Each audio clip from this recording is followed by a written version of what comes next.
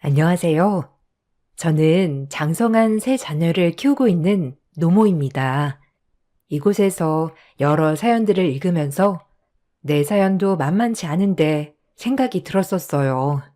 기가 막힌 제 사연을 들려드리고자 이렇게 글을 쓰게 되었습니다. 새 아이들을 키울 때에는 저는 학업에 대한 열의가 대단했습니다. 공부를 열심히 한다는 건 아이들이 그만큼 부지런하면서 끈기가 있다는 걸 보여주는 것이라 생각을 하였죠. 그래서 다른 것보다 좋은 학교를 나온 사람들을 보면서 저 사람은 학창 시절에 그만큼 치열하게 노력을 했구나 생각을 하곤 했습니다. 그렇지만 이런 생각을 단숨에 바꿔버린 계기가 있었습니다. 아들 둘에 딸 하나를 낳아서 키우던 저는 정말 시댁복이 많았어요. 결혼 후에도 시집살이 한 번 없었고 사회생활도 적극 응원을 받았기 때문인데요. 제가 젊었을 때까지만 하더라도 여성이 사회생활을 한다는 게 쉬운 일은 아니었거든요. 더더군다나 아이가 있는 경우에는 더욱 어려웠는데 그 모든 가정들을 시댁 식구들이 지원해주고 응원을 해 주었답니다. 그 덕에 저는 편안하게 평생을 살 수 있었죠. 그래서 한 가지 다짐을 했던 것이 나중에 아이들이 결혼을 하더라도 절대로 시집살이는 하지 말아야 되겠다는 것이었어요. 아이들은 정말 건강하고 똑똑하게 잘 커주었습니다. 둘째와 막내는 해외 유학을 원해서 대학까지 해외에서 나온 뒤 그곳 현지에서 살고 있어요. 첫째는 머리가 똑똑해 국내에서도 상위권 대학을 졸업했습니다. 첫째는 정말 똑똑했고 심성도 고왔어요. 아이들이 성인이 되고 나서 남편이 세상을 떠나게 되었는데 무엇보다 효심이 지극했던 큰아들은 끝까지 저의 곁에 남기로 했었죠. 바르고 착한 심성을 가지고 있었던 큰아들이지만 한편으로는 무르고 여려서 독한 사회에서 잘 버틸 수 있을까 걱정도 되었답니다. 그런 저의 걱정을 깨트려 주었던 것이 바로 며느리였죠. 며느리는 생각보다 훨씬 싹싹하고 야무진 사람이었어요. 엄마, 여기는 내가 만나고 있는 수진 씨예요. 수진 씨, 이분은 제 어머니예요. 어머, 반가워요. 우리 준석이가 만나고 있다는 사람이 아가씨네요. 정말 반가워요. 안녕하세요, 어머님. 장수진이라고 합니다. 준석 씨에게 말씀 많이 들었어요. 현명하고 지혜로우신 어머님이라고 많이 얘기하더라고요. 그랬어요? 준석이가 괜한 말을 했네. 엄마, 저 수진 씨랑 결혼하고 싶어요. 양가 예물 예단 이런 건 생략하고 신혼집도 내가 살고 있는 집에서 시작하면 될 것 같아. 준서가 그래도 사돈댁이랑도 얘기를 해봐야 되고 그렇게 덜컥 결정하지 말고 천천히 한번 정해보자. 엄마, 다 괜찮다고 하셨어요. 엄마도 그런 허례허식 싫어하잖아. 네, 어머님. 저희 앞으로 미래를 생각해서 예물이나 예단은 안 하려고요. 요즘은 대부분 안 하는 추세라고 하더라고요. 대화를 나눠보니 며느리는 자신만의 고집과 생각이 있는 아이였습니다. 처음에는 약간 걱정이 되기도 했지만 무엇보다 우유부단한 아들의 짝으로는 이런 성격이 더 나을 것 같다는 생각이 들었죠. 그렇게 두 사람은 결혼을 하게 되었습니다. 며느리는 성대한 결혼식을 원했지만 사실 저나 아들이나 복잡하고 형식적인 것은 원하지 않아 가족끼리 모여 소소하게 결혼을 하게 되었어요. 결혼을 한 후에도 저는 며느리를 집으로 따로 부르거나 연락을 한 적이 없었어요. 오히려 며느리가 집으로 찾아온 날이 많이 있었죠. 그런 며느리에게 저는 고맙기도 하고 미안하기도 했습니다. 아들은 그럴 때마다 결혼을 잘한 것 같다며 얘기를 하기도 했어요. 엄마, 그래도 며느리 있으니까 좀 괜찮지 않아? 혼자서 이 큰 집에 혼자 있으려고 하면 얼마나 외롭겠어. 저 사람이 엄마 걱정 정말 많이 해. 매번 나보고 어머님한테 가야 하는 거 아니냐고 한다니까. 아들보다 며느리가 엄마를 더 챙기고 있어. 아유, 그러게. 참 고맙네. 사실 나는 이렇게까지 안 해도 괜찮은데 말이야. 에이, 엄마 그게 무슨 소리야. 듣는 며느리는 기운 빠지겠어.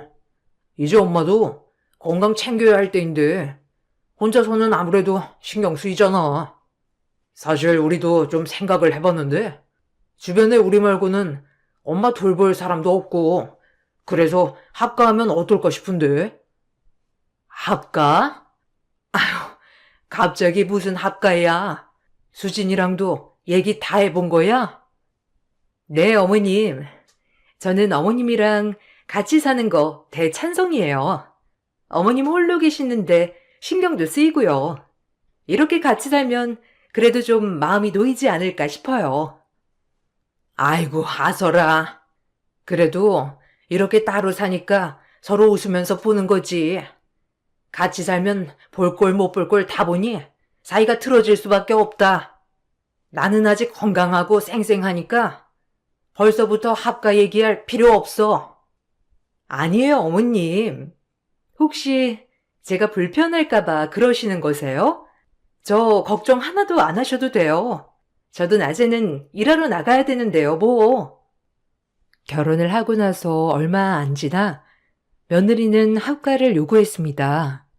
솔직히 젊은 나이에 시어머니를 모시고 산다는 것이 쉬운 일은 아니라서 저는 여러 가지를 고려해 보았을 때 좋지 않은 선택이라 생각이 들었고 바로 거절을 했죠. 그렇지만 아들뿐만 아니라 며느리의 생각은 확고했고 결국 두 사람은 살던 신혼집을 정리하고 저희 집으로 모두 이사를 오게 되었습니다. 사실 살면서 외롭거나 힘든 순간이 많은 것은 아니었는데 이번에 합가를 하게 되면서 생각보다 생활이 불편하고 힘들어지기도 했어요. 며느리는 직장에 다니고 있었는데 꼭 아침을 챙겨서 먹어야 하는지 어느 날부터 아침을 꼬박 챙기기 시작했습니다. 저는 원래 아침을 가볍게 먹거나 늦게 먹는 사람이라서 괜찮다고 얘기를 했죠. 그런데 며느리는 제 말을 아랑곳하지 않고 매번 새벽마다 아침을 차렸습니다. 정성으로 차린 아침을 보면서 저는 안 먹을 수 없었습니다. 그렇지만 새벽마다 안 먹던 아침밥을 먹는 게 생각보다 고역이었네요.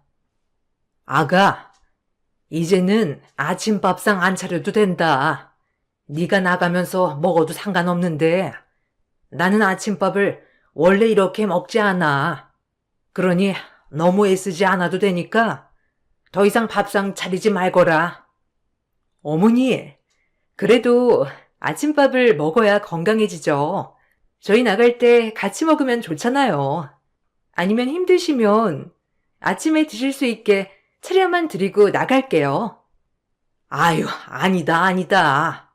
아침밥은 내가 알아서 차려 먹으마. 아니에요, 어머님. 아침밥도 먹어버릇해야 먹을 수 있는 거라서 또 아침 안 챙겨 드시면 나중에는 더 못 챙겨 드세요.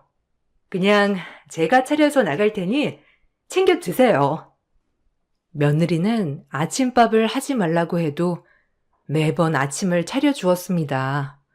상을 차리고 나서는 꼭 방문을 두드려 나오라고 말을 했는데 두드려도 나오지 않으면 제 것만 따로 차려서 남겨두었더라고요. 사실 며느리의 이런 정성에 저도 감동했고 이렇게까지 정성을 들이는구나 싶어서 제 마음도 뭉클했습니다. 그렇지만 며느리가 원하는 건 저의 감동은 아니었네요. 아침밥을 몇 번 거르고 난 후 아들은 조심스럽게 저에게 이야기를 꺼냈습니다. 엄마, 요즘 왜 나와서 아침밥 같이 안 드셔? 밥맛이 입에 안 맞아서 그래? 아이고, 아니다. 엄마는 원래 아침밥을 잘 안 먹잖아. 매번 아침 차려도 너네 먹으라고 차렸었지. 어디 내가 앉아서 먹은 적 있니? 그래서 안 먹던 아침밥 먹으니까 소화도 안 되고 별로 나는 안 맞더라고. 며느리한테 얘기를 했는데 계속 아침밥을 차리더구나. 엄마가 아침밥 먼저 차리라고 한 건 아니시고요. 수진이 말로는 엄마가 아침 먹고 싶다고 이야기를 했다던데. 엄마가 챙겨달라고 했는데 이렇게 또 안 먹으면 어떻게 해요? 뭐?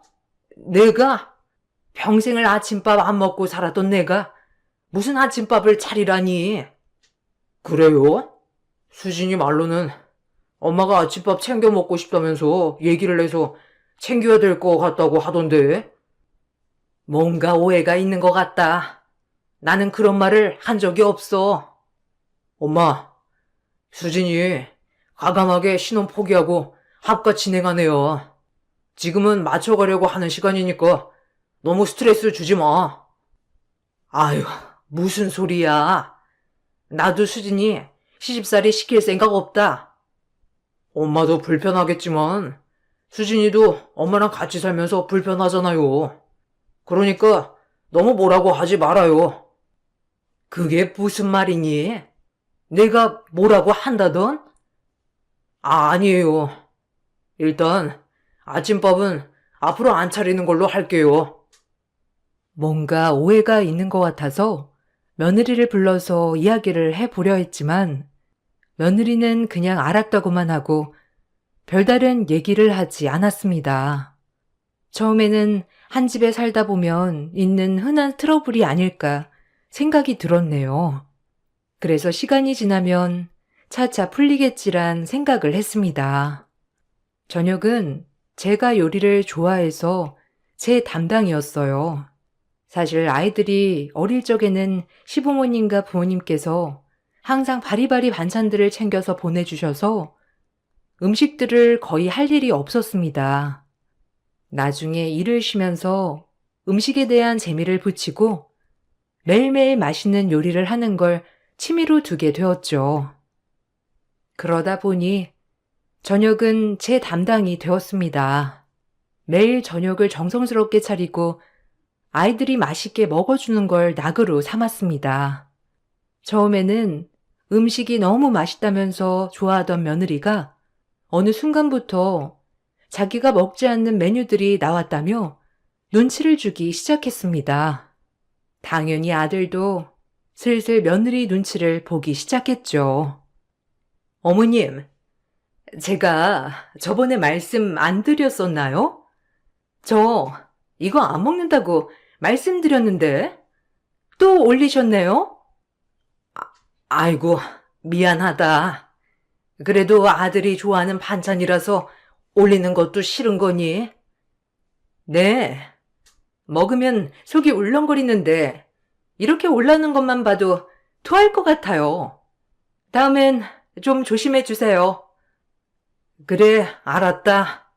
그래도 다른 건 다 괜찮지 않니? 네, 뭐, 괜찮네요. 요즘은 좀 칼칼한 음식이 당기는데, 내일은 그걸로 해주세요. 어느 순간부터 며느리는 마치 내가 이 집 식모처럼 대하기 시작했어요. 도란도란 식사 자리를 기대했던 것이 점점 밥만 먹고 쏙하니 방 안으로 들어가 버리기 시작했습니다. 저도 처음에는 며느리가 일하느라 피곤해서 그렇다고 생각을 했죠. 그런데 아들이랑 무슨 얘기라도 할라치면 며느리는 얼른 방으로 들어오라며 불러버리니 식구는 늘었는데 외로움은 합가하기 전보다 훨씬 심해졌죠. 거기다가 집안일도 모두 제 차지가 되어버렸습니다. 물론 일하는 아들네가 집안일까지 신경 쓰기는 어려웠을 테지만 아들은 저녁을 먹고 나서 설거지를 담당하고 주말에는 청소를 하기도 했지만 며느리는 아무런 집안일도 도와주지 않았죠. 저 역시 슬슬 며느리가 불편해지기 시작했습니다. 한 번은 며느리가 저한테 친구들이 놀러 올 거라며 음식 메뉴를 해달라고 하는데 그때 참 화가 많이 나더군요. 어머님, 이번 주말에 저희 친구들 놀러 오려고 하는데 괜찮죠? 여기에? 뭐, 그러렴. 나는 어차피 약속 있어서 나갈 거니까. 어머님 나가실 거예요? 언제 나가시는데요? 글쎄, 아침에 일어나면 나가려고 하는데, 왜 그러냐? 아니, 제가 친구들한테 어머니 음식 솜씨가 엄청나다고 자랑을 좀 했거든요. 그러지 마시고 좀 늦게 나가세요. 저희 음식도 좀 해주시고, 일단 메인 메뉴 하나랑 사이드 2개 정도 해주시면 될 것 같아요. 얘 아가, 내가 편한 건 알겠지만, 아무리 그래도 시어머니인데, 친구들 음식까지 해다 바치라는 건 좀 너무하지 않니? 에이, 어머님. 저희 가족이잖아요. 준석 씨 친구들 오면 어머님이 요리 안 해주실 거예요? 저도 가족인데 그 정도는 해주실 수 있잖아요. 준석이 친구가 와도 자기들끼리 음식 해먹지 나보고 해달라고는 안 한다. 거기다가 그날 약속이 있다니까. 어머님, 전날에 쉬엄쉬엄 재료 준비하고 다음날 아침에 후딱 하시고 가면 되죠. 어머님 음식 하시고 약속하시면 되겠네요. 비단 밥뿐만 아니라 모든 가사에 대해서 며느리는 꼬치꼬치 트집을 잡기 시작했습니다. 어느 순간부터 제가 집안일을 하는 게 당연하게 여겨졌죠.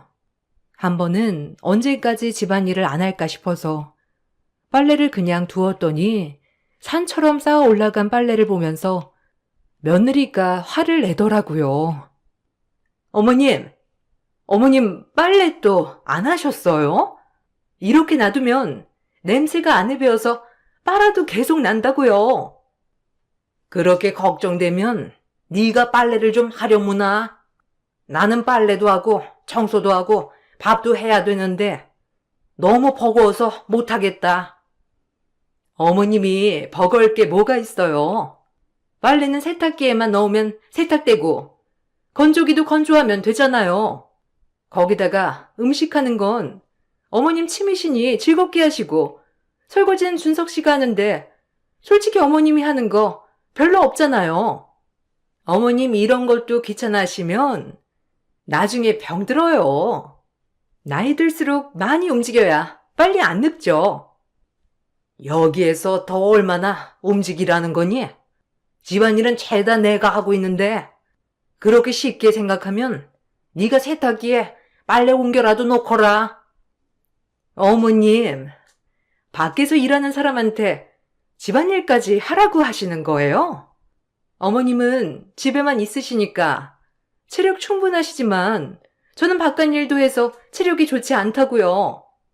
어머님 자꾸 그렇게 말씀하시면 너무 서운해요. 시집살이 이제 시작하시겠다는 거예요? 빨래가 제대로 되어 있지 않을 때뿐만 아니라 집안의 소모품들이 제대로 있지 않을 때에도 며느리는 집안일을 잘하지 않는 저를 탓했습니다. 어머님, 화장실에 휴지도 없고 치약도 다 떨어졌더라고요. 다 떨어지면 알아서 채워 넣어 주셔야죠. 뭐? 그건 네가 좀 꺼내서 채울 수 있는 거 아니니? 어머님 집에 오래 계시는 건 어머님이신데 제가 이런 거 어떻게 소소하게 다 챙기나요? 어머님이 이런 거 해주셔야죠. 그 밑에 보면 여분 다 넣어 놓았다. 그거 꺼내서 채우기만 하면 되는 건데 그것도 힘드니? 아, 어머님 집에만 계셔가지고 얼마나 힘든지 이제 모르시는구나. 힘들죠? 밖에서 일하는 게 얼마나 힘든데요? 어머님, 준석 씨한테는 별말 안 하면서 저한테만 뭐라고 하시네요? 준석 씨한테도 뭐라고 좀 하세요.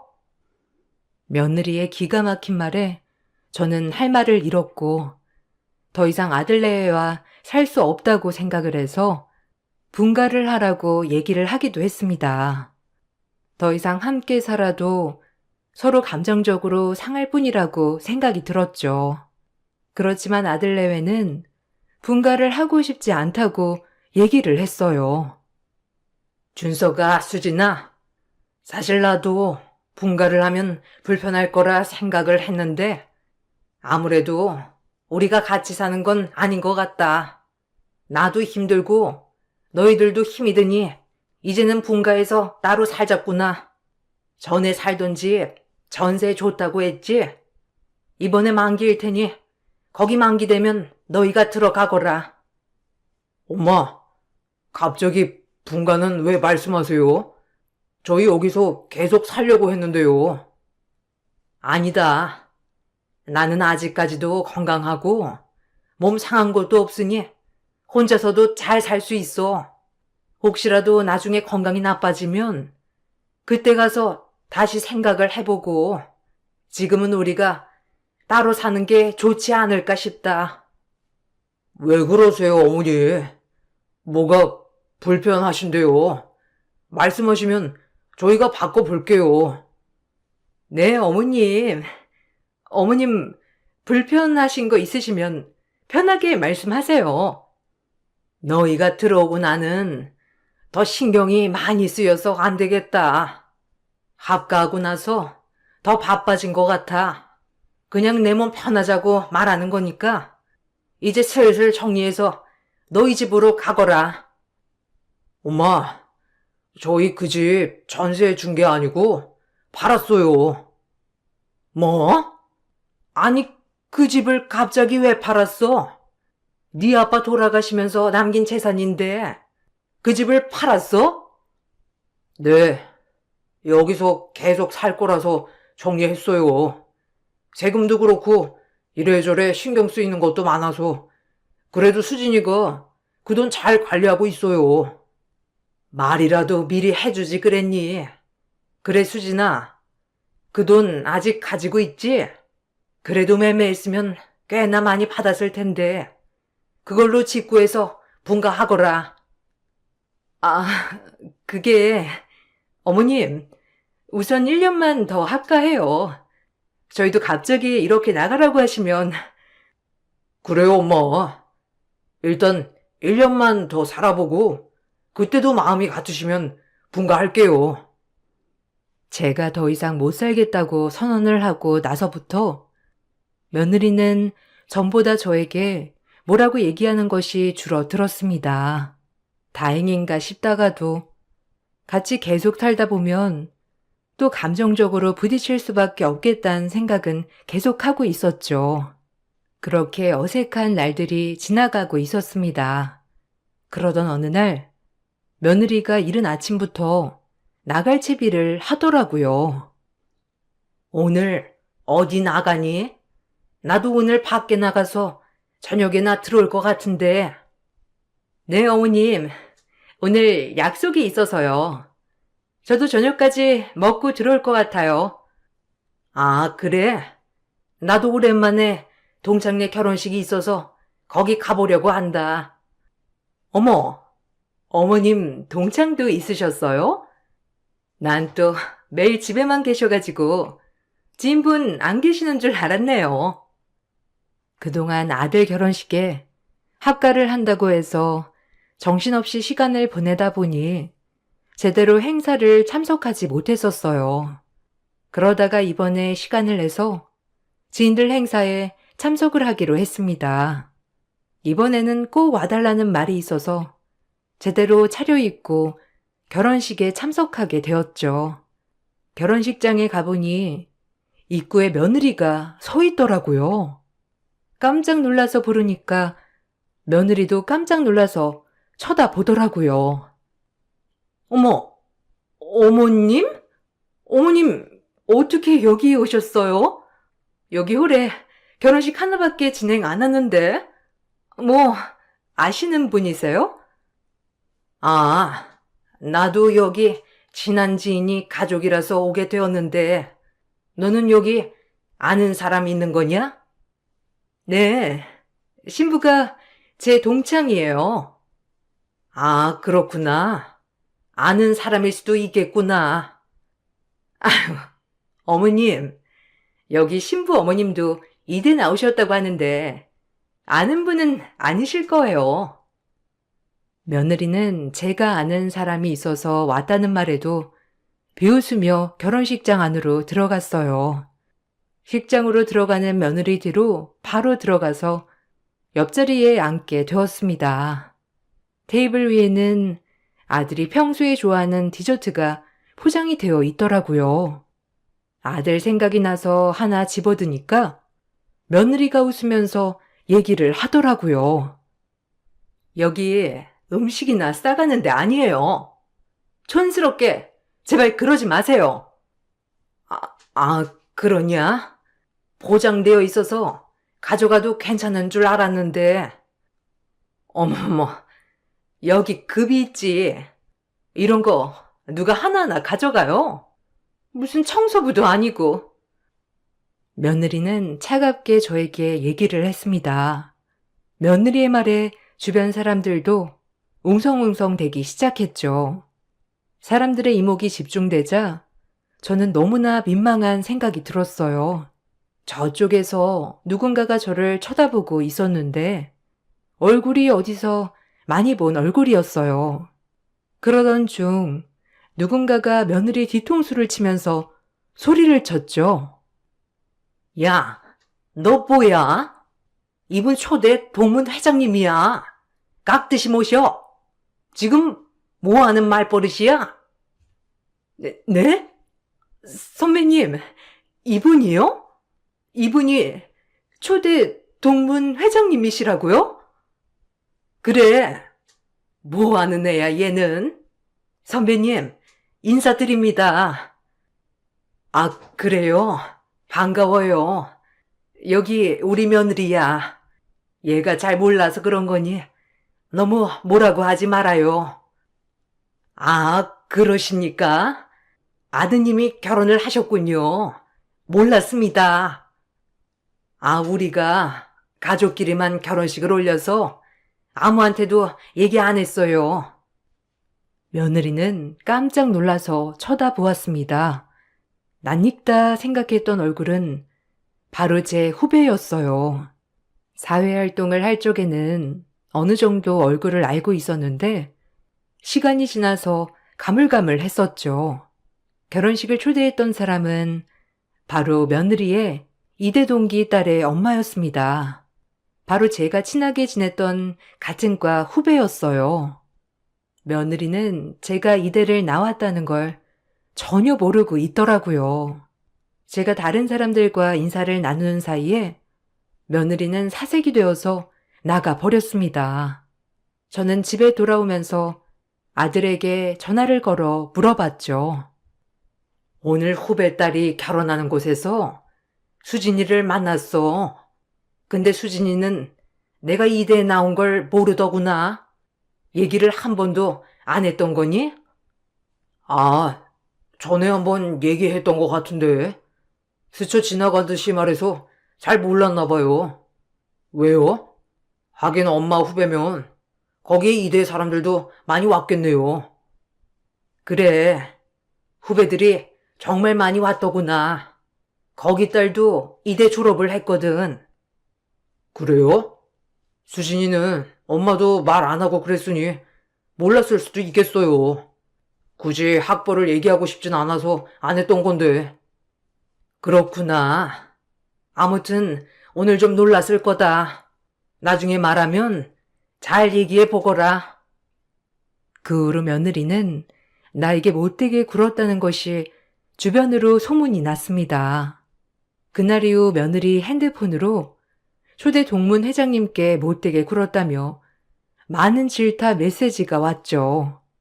특히나 결혼식을 가족들만 했던 며느리 동창들은 며느리가 말하는 말만 믿고 못된 시어머니와 합가를 하는 줄 알았는데 그게 아니란 걸 알고 며느리는 계속해서 질타를 받게 되었나 보더라고요. 어느 날 저에게 무릎 꿇고 사과를 했습니다. 어머님 죄송해요. 제발 다른 분들에게 해명 좀 해주세요. 다른 사람들한테 해명할 게 뭐가 있니? 제 직속 상사도 이대 선배님이세요. 요즘 들어 자꾸 저한테 뭐라고 하시는데 정말 죽겠어요. 어머님 그러니까 제발 해명 좀 해주시고 저 좀 살려주세요. 내가 뭘 어떻게 해달라고 하는 거니? 지금 상황 네가 만든 거 아니야? 어머님, 제가 다 잘못했어요.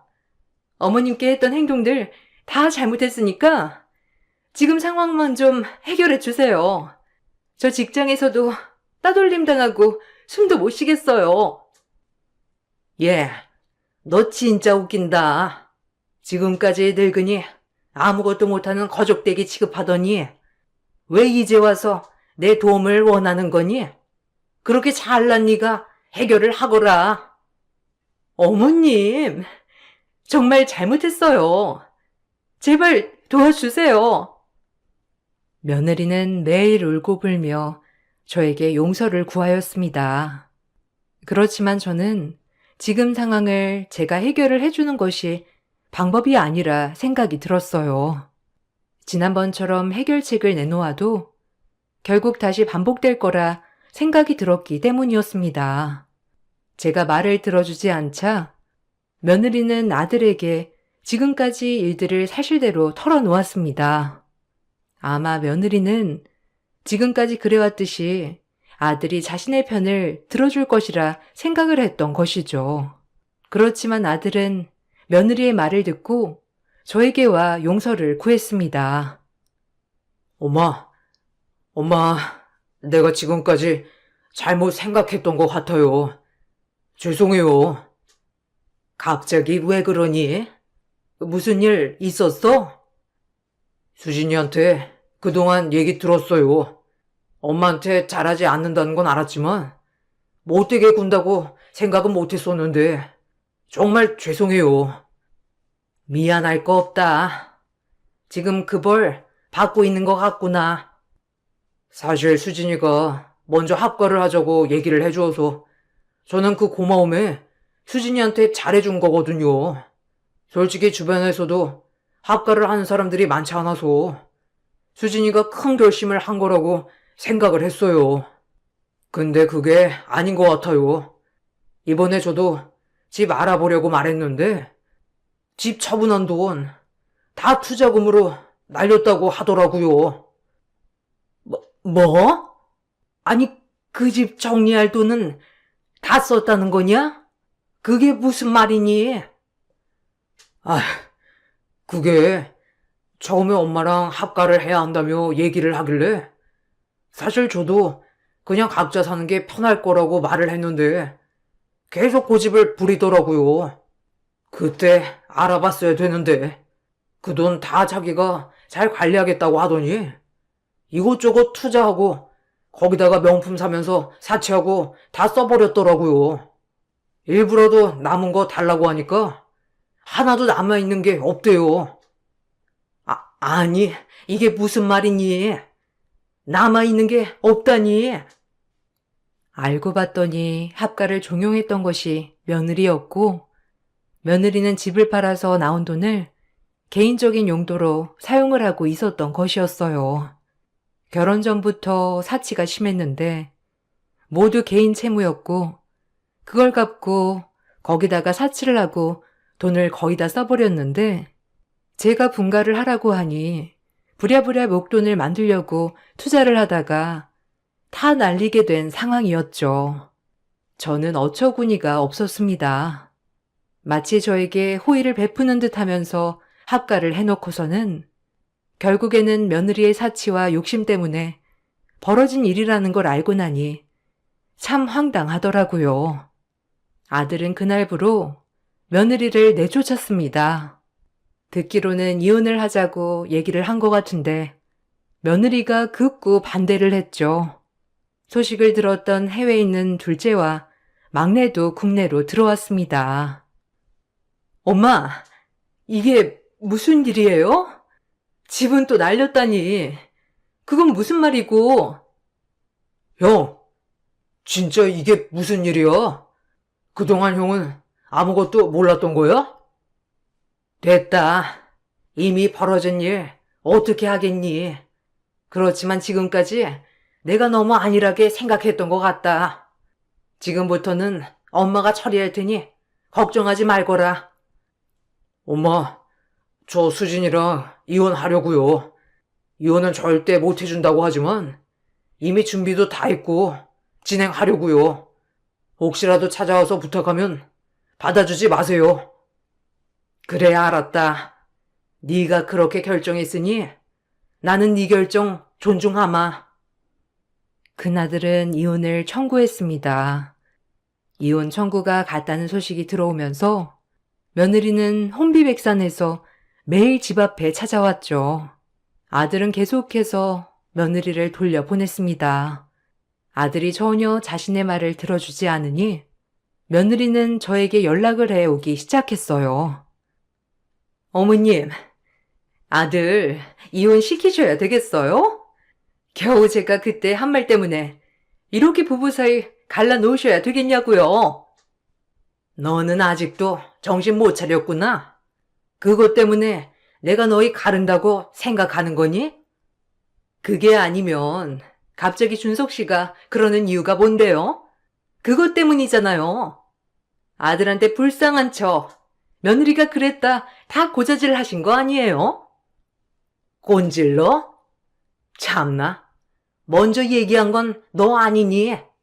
난 그 일에 대해서 언급도 한 적 없다. 거기다가 준석이 아빠가 남긴 집도 팔고 그 돈 네가 다 써버렸다며?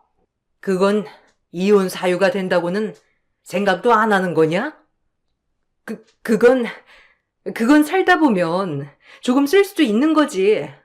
그거 가지고 이혼하자고 할 사람 아니에요.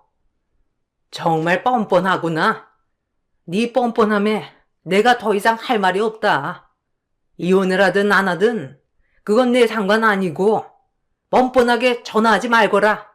내가 네 마음에 들지 않았듯이 아들 마음에도 네가 들지 않은 걸 내가 어떻게 하라는 거니?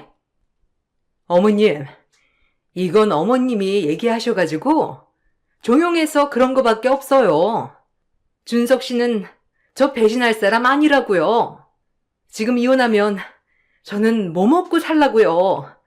어머님 때문에 저 직장에서도 찍혔는데. 그건 네가 알아서 해야지. 왜 나한테 말하니? 식모 취급하던 애가 어디 갔는지 모르겠다. 며느리는 아들의 마음을 돌려달라며 얘기를 해왔지만 저는 아무런 대답도 하지 않았습니다. 아들은 며느리에게 끝까지 청구를 했습니다. 시어머니에게 부당 대우를 했던 것과 재산을 탕진했던 것 등을 토대로 이혼을 청구하였고 모든 사유가 며느리에게 있었기 때문에 받아들여지게 되면서 이혼을 하게 되었죠. 거기다가 며느리는 위자료를 지불해야 했고 재산 분할을 하지 못했습니다. 인맥으로 회사 업무를 보고 있었던 며느리는 그날 이후로 소문이 나면서 직장도 그만두게 되었다고 하네요. 이번 일을 계기로 저는 공부를 열심히 했던 것이 그 사람의 인성이 아님을 알게 되었습니다. 덕분에 큰아들뿐만 아니라 둘째 딸과 막내 아들도 모두 한국으로 들어와 함께 살게 되었네요. 욕심이 과하면 해가 될 수 있다는 말이 맞는 것 같습니다. 저의 긴 사연 들어주셔서 감사합니다. 여러분들도 행복하게 잘 지내시길 바라겠습니다. 안녕하세요. 저는 40대 초반 여자입니다. 몇 달 전에 결혼식장 하객 알바를 하러 갔다가 눈앞에 충격적인 광경을 목격하게 돼서 사연을 신청하게 되었습니다. 제가 30대 초반이었을 때부터 설명을 드려야 할 것 같아요. 그때 당시 전 남편과 결혼을 하고 한창 신혼일 때 정신 나간 그 사람이 저 말고 또 다른 여자를 만나고 있다는 걸 들키게 되었고 집안은 난리가 나고 말았었죠. 결혼한 지 얼마 되지도 않았었는데 다른 여자한테 눈길을 줬다는 게 너무 충격적이었고 실망을 크게 한 터라 더 이상의 결혼을 이어나가지 못할 것 같았어요. 전 남편은 잠깐의 실수였다고 저에게 매달렸지만 이미 전 남편에게 향했던 제 마음은 떠난 상태였습니다. 바람을 피우고 있다는 걸 의심하게 된 계기는 남편이 지속적으로 현금을 인출하고 있길래 왜 그런 행동을 하는지 궁금했었죠. 처음에는 그냥 그러려니 했어요. 현금이 필요할 때도 있으니까 별 신경을 쓰지 않고 있었는데 이런 일이 반복적으로 일어나다 보니 무엇 때문에 현금을 지속적으로 인출하는 건지 지켜보게 되었습니다. 바로 물어보려 했었지만 의심스러웠던 남편의 모습들이 제 눈을 속일 수는 없었어요. 그래서 침묵했었고 느낌이 좋지 않았던 저는 늦은 새벽에 깊은 잠에 빠진 남편 몰래 거실로 나와 소지품들을 확인해 보게 되었죠. 의심을 하게 된 순간부터 그날 입었던 옷과 지갑 안에 조금의 단서라도 발견이 될까봐 하루도 빠짐없이 확인을 해보던 어느 날 정장 안주머니에 구겨져 있던 작은 영수증 하나를 꺼낼 수 있었고 음식을 먹고 결제한 영수증인 걸 확인할 수 있었습니다. 여자의 촉이라는 게 정말 무섭다는 걸 그때 저도 느낄 수 있었을 만큼 그 영수증에 계산된 금액을 보니 혼자 음식을 먹은 건 아닌 것 같고 둘이서 먹은 것 같더라고요. 다음날 영수증에 찍혀있던 시간대를 확인하고 식당에 찾아가 그 시간에 녹화되어 있는 CCTV를 확인해 달라고 부탁을 하게 되었었죠. 제 사정을 설명하니 식당 사장님께서 바로 보여주시더라고요. 그렇게 전날에 남편이 왜 현금으로만 계산을 하려 했는지 그리고 매번 늦게 들어오는지 두 눈으로 확인을 할 수가 있었습니다. 저는 두 눈을 의심할 만큼 충격적인 광경을 목격하게 되었고 남편과 마주보고 앉아있던 여자의 얼굴을 확인할 수 있었습니다. 꽤 오래 만나고 있었는지 서로 어색하지 않는 분위기와 그리고 지속적인 접촉은 이미 갈 때까지 갔다는 걸 직감적으로 알 수 있었죠. 저는 사장님께 원본의 영상을 부탁드렸고 그렇게 결정적인 단서를 가지고 돌아온 저는 남편을 도저히 용서하고 싶지 않았습니다. 카드를 쓰게 되면 내역이 남게 되니 현금을 인출해서 사용하고 있었다는 걸 그때 알게 되었던 거죠. 분노가 하늘을 찌를 만큼 높아진 상태로 이혼 서류를 작성한 뒤에 변호사의 상담을 통해 제가 받았던 상처에 대해 보상받을 방법을 찾게 되었습니다.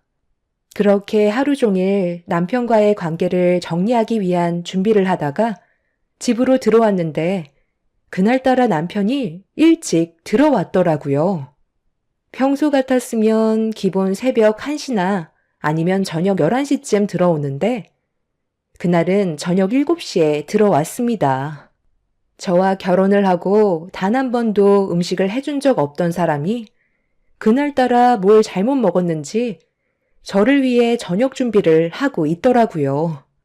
뭔가 찔리는 게 있어서 그런 것 같아 분위기를 살피면서 남편의 행동을 유심히 지켜보고 있었어요. 오늘 어디 갔다 왔어? 전화도 안 받고 회사에도 늦게 끝난 거야? 내가 그동안 당신한테 밥 한 끼 차려준 적이 없었잖아. 그래서 고생하는 당신을 위해 준비했지. 그런데 이거 어쩌지? 나는 오늘 밥 생각이 별로 없어서 일찍 쉬어야 할 것 같은데. 지금 많이 피곤한 상태거든.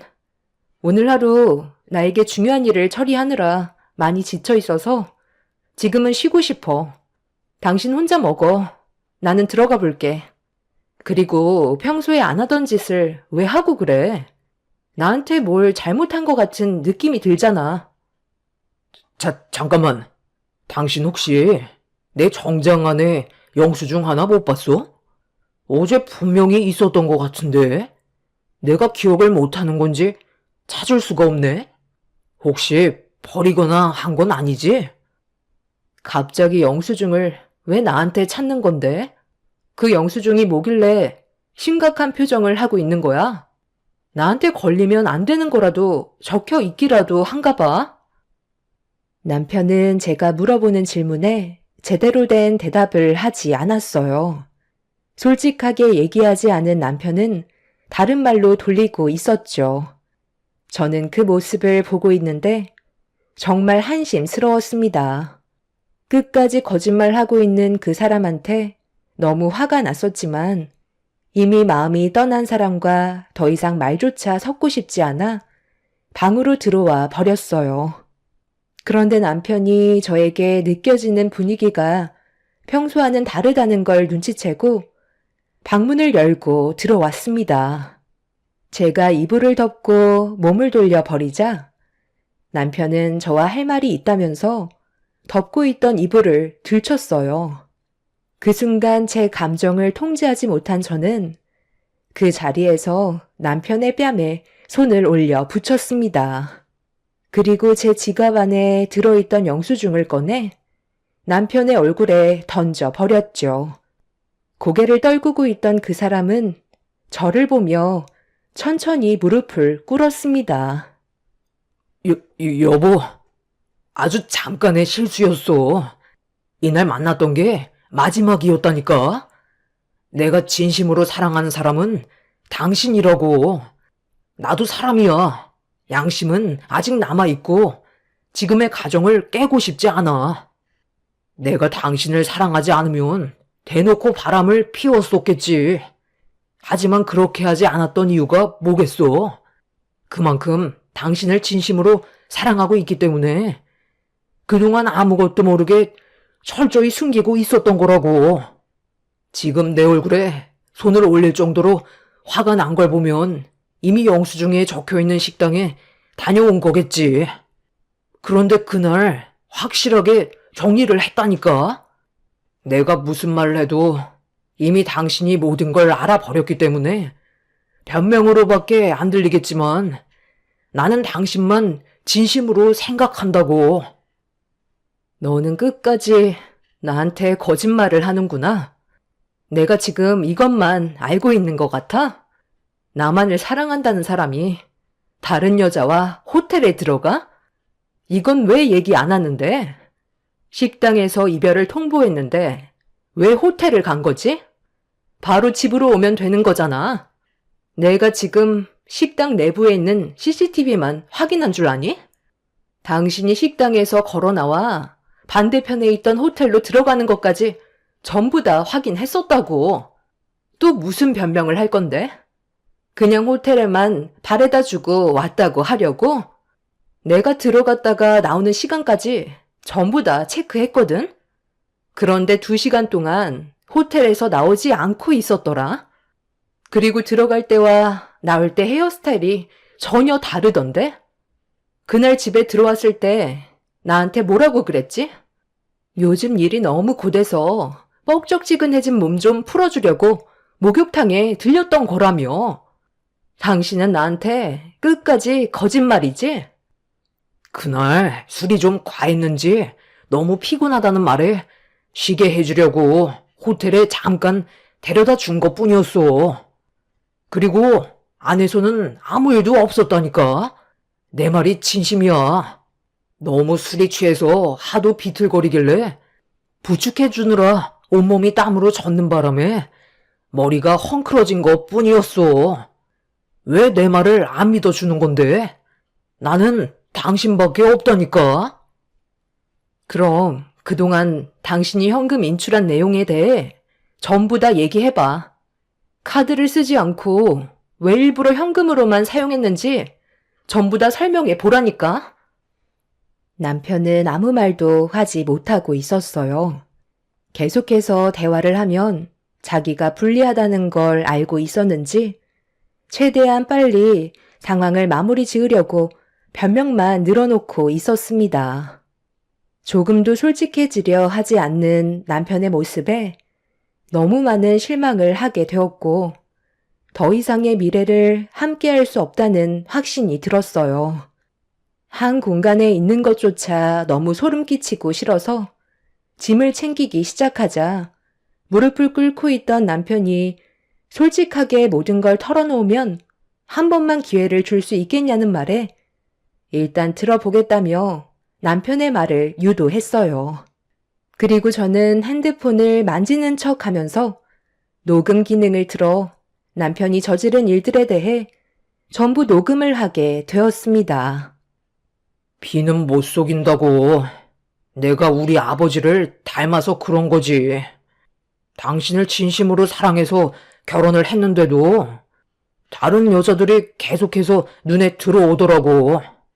길을 걷거나 식당에를 들어가거나 발이 닿은 곳이 어디든 여자들만 눈앞에 있으면 왜 이렇게 다들 이뻐 보이던지 전부 다 내 여자로 만들고 싶은 욕망이 솟구쳤어. 이런 내 감정을 통제하느라 하루하루가 정말 힘이 들었었지. 그런데 예전에 당신이랑 레스토랑에서 저녁을 먹고 나왔을 때 어떤 여자가 나랑 부딪혔었잖아. 그때 내 몸에 커피를 쏟았던 거 당신도 기억하지? 그 여자가 나한테 세탁을 해도 옷에 얼룩이 남아있다면 보상을 해주겠다고 명함을 준 적이 있었잖아. 그때 우리는 집으로 돌아가려고 했었기 때문에 그냥 넘어가려 했었는데 그 여자와 이걸 빌미로 데이트라도 해보고 싶었어. 그래서 전화를 하게 됐고 서로 몇 번 만나게 되다 보니 깊은 관계로까지 발전을 하게 됐던 거야. 그 사람은 아무 잘못 없어. 모든 건 나로 시작된 거니까 제발 한 번만 용서해줘. 남편의 충격적인 말에 저는 입을 다물지 못하고 있었어요. 저를 진심으로 사랑하고 있다는 그 사람이 결혼을 했는데도 다른 여자를 염두에 두고 싶다는 말을 들었을 때는 하늘이 무너져 내리는 것 같은 느낌이었고 더 이상 그 사람과 같은 공간에 있는 것조차 싫었습니다.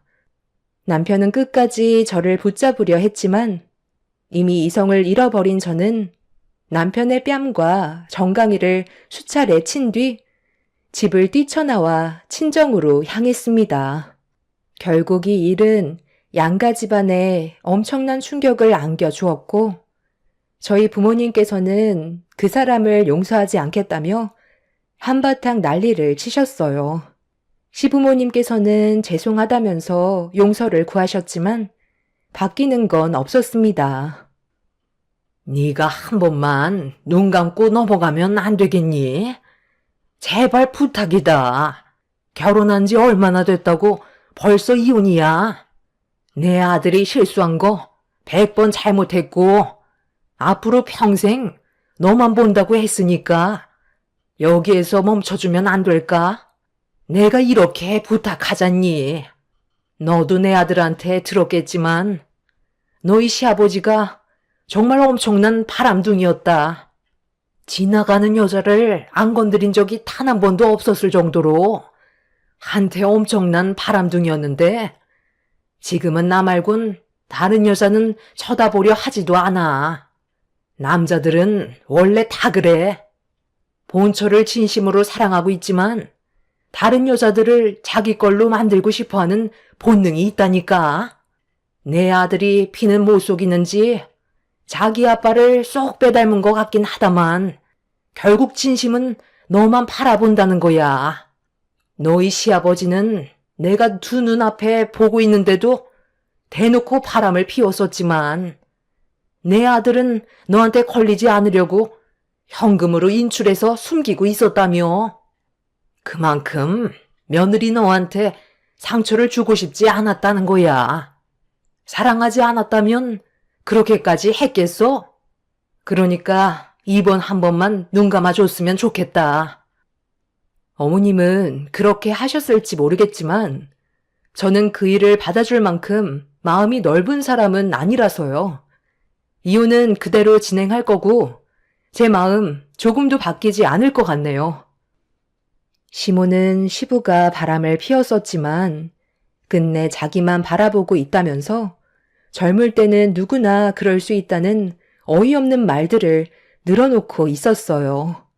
그럴 거면 결혼을 왜 한 건지 저는 이해할 수가 없었죠.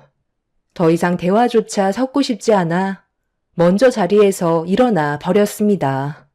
할 말이 있다고 전화하셔서는 제발 한 번만 시모 얘기 좀 들어달라고 하시길래 무슨 말을 하시려고 전화가 아닌 직접 얼굴 보고 얘기하시려는 건지 이해할 수가 없었는데 괜히 나왔나 싶었습니다. 제 귀만 더러워졌고 하나같이 정상적인 사람은 없었어요. 그렇게 남편과의 이혼을 진행하는 동안 남편을 건드렸던 내연녀한테도 상간소송으로 고소를 했고 저와 개인적으로 만나자는 말에 저도 할 말이 많았던 터라 찬물이라도 얼굴에 끼얹으려 단둘이 만남을 가지게 되었습니다. CCTV로 봤을 때는 얼굴이 잘 안 보였었는데 실제로 보니 끼가 상당히 많아 보이는 여자였어요. 남자를 한두 번 꼬신 게 아닌 것 같아 보였죠. 제가 왜 그랬는지 먼저 질문을 던졌습니다. 여자가 남자 좋아서 만나겠다는 건데 뭐가 잘못됐어요? 저는 원래 그냥 연애는 별로 좋아하지 않거든요. 뭔가 긴장감도 없고 매번 만날 때마다 똑같은 일상이라 지긋지긋해서 색다른 경험 좀 해보려고 생각만 하고 있었는데 그때 그 사람이 저에게 걸려들었던 것 뿐이었어요. 왜 여자들이 가정을 이룬 남자와 바람이 나는지 만나보니까 알겠더라고요. 이해심이 너무 좋아. 그리고 자기가 가지고 있는 것들을 죄다 퍼주는데 가지고 놀기에는 딱이었어요. 이래서 유부남을 만난다는 걸 깨닫게 되었죠. 성격이 안 맞았으면 두 번은 만나지 않으려 했지만 그쪽 남편이 워낙 성격이 좋아서 저를 너무 잘 맞춰주는 거예요.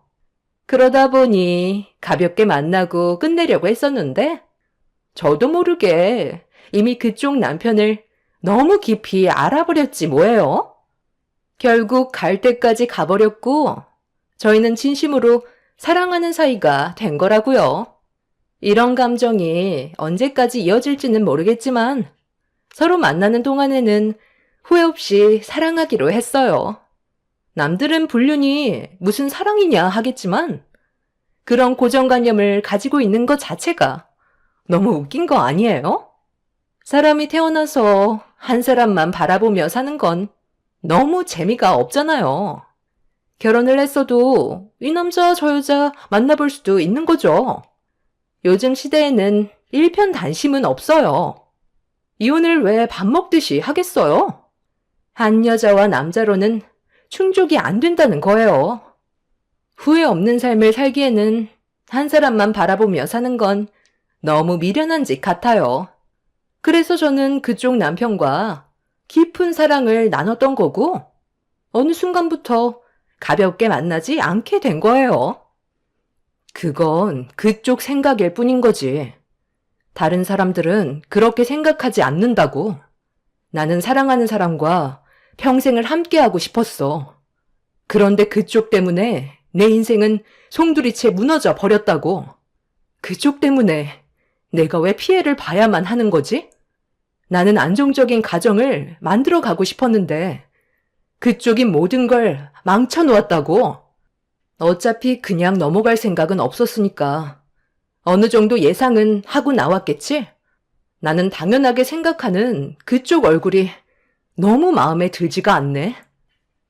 제 앞에 놓여있던 음료를 내연녀의 얼굴을 향해 뿌려 버렸고 화들짝 놀란 내연녀는 비명을 지르면서 제 머리채를 잡아 흔들었어요. 그건 제가 바라는 거였고 그동안 쌓였던 스트레스를 그녀에게 전부 다 풀어버렸습니다. 서로 뒤엉켜 굴러다니면서 난리가 나자 잠시 뒤 경찰분들이 와서 상황을 정리했어요.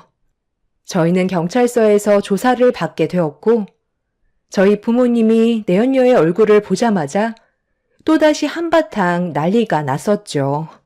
내연녀는 자기가 승자라고 마지막까지 온갖 막말을 퍼부었고 저는 그런 내연녀에게 언젠가 똑같이 당하게 되는 날이 올 거라면서 상간녀 소송으로 위자료를 받아낸 뒤 2번 다시 얼굴 볼 일은 없었습니다. 그렇게 남편과 이혼을 하게 된 이후 저는 상당히 큰 충격을 받았었는지 더 이상 다른 남자들을 만나지 않고 혼자 살게 되었어요. 부모님께서는 전 남편이 이상한 거였지 좋은 사람들이 훨씬 많다고 했지만 저는 그냥 혼자 살고 싶었어요. 또다시 남자를 만나 감정 소모 같은 건 하고 싶지 않았어요. 그리고 결혼 생활에 대한 환상이 깨져버린 상태라 저 혼자 살아가면서 해보고 싶었던 것들을 누리며 제 인생을 만들어가고 싶었습니다. 결혼을 하게 되면 또 다른 벽이 생길 테고 함께 살아가면서 여러 가지로 스트레스 받는 일들이 또다시 만들어지게 되는 거라 제 삶에 더 이상의 결혼은 없게 되었던 거죠. 그렇게 혼자만의 삶을 누리며 살아가다 보니 어느새 제 나이가 40대 초반이 되었고 과거의 아픈 기억은 전부 잊어버린 채 잘 살아가고 있었어요. 저는 평일에 회사에서 근무를 했지만 주말에 별다른 계획이 없으면 가끔 알바를 하면서 여행 경비를 모았었는데요. 그날도 주말에 딱히 할 일이 없을 것 같아 알바를 알아보던 도중 결혼식장 하객 알바가 눈에 들어왔고 시간 대비 보상이 괜찮은 것 같아 하객 알바를 하게 되었었죠. 그렇게 식장에 들어가니 신랑 측 이름이 보였어요. 저는 자리에 앉아 식장의 분위기를 살펴보고 있었죠. 상당히 많은 사람들이 북적거리며 서로 대화를 주고받고 있었는데 신랑 측 어머니께서 갑자기 저에게 다가오셨어요. 제가 하객 알바라는 걸 알고 계셨는지 잠깐 대화 좀 하자며 저를 조용한 곳으로 데려가셨죠. 저기, 내 아들이 그러는데 그쪽이 하객 알바라고 하던데 나이도 적당한 게 저희가 원하는 조건과 딱 맞아 떨어져서 따로 얘기 좀 하자고 불렀습니다. 저희가 사정이 좀 있어서 돈을 더 올려줄 테니 제 딸 대역 좀 해줄 수 있을까요? 원래 제 딸이 해외에서 의사 생활을 하고 있거든요. 그런데 오늘 오기로 했는데 사정이 있어서 못 온다고 하길래 일단 그쪽이 제 딸 대역을 해주면 좋을 것 같은데 크게 어려운 건 없고 그냥 인사 정도만 해주면 될 것 같아요. 괜찮죠?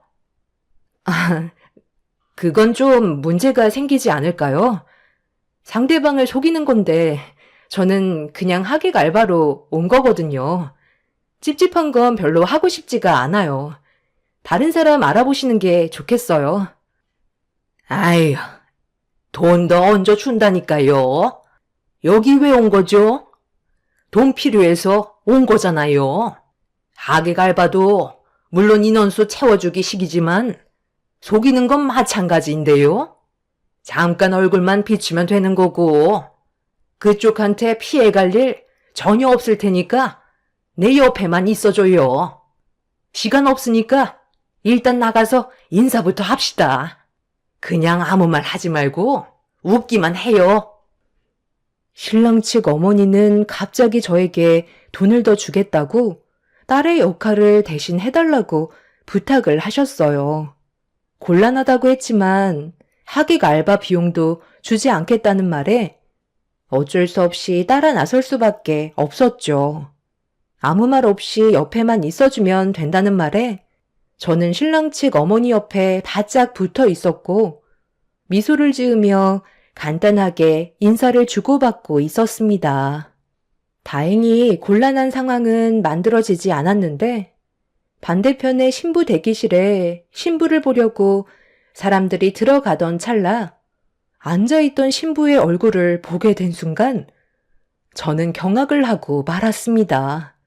그 여자의 얼굴을 잊은 적이 없었던 저는 전 남편과 바람을 피웠었던 내연녀라는 걸 단번에 알 수 있었습니다.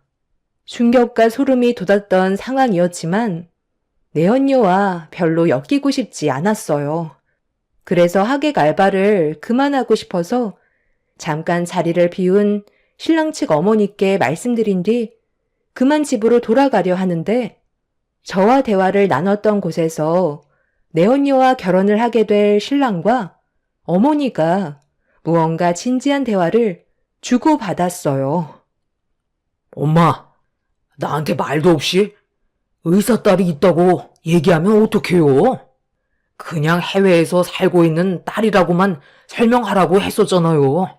이러다 정말 걸리겠어요. 아유, 그럴 일 없다니까. 어차피 있지도 않은 딸인데 뭐가 걱정돼서 그래. 그런 거 신경 쓰지 말고 너나 처신 잘해라.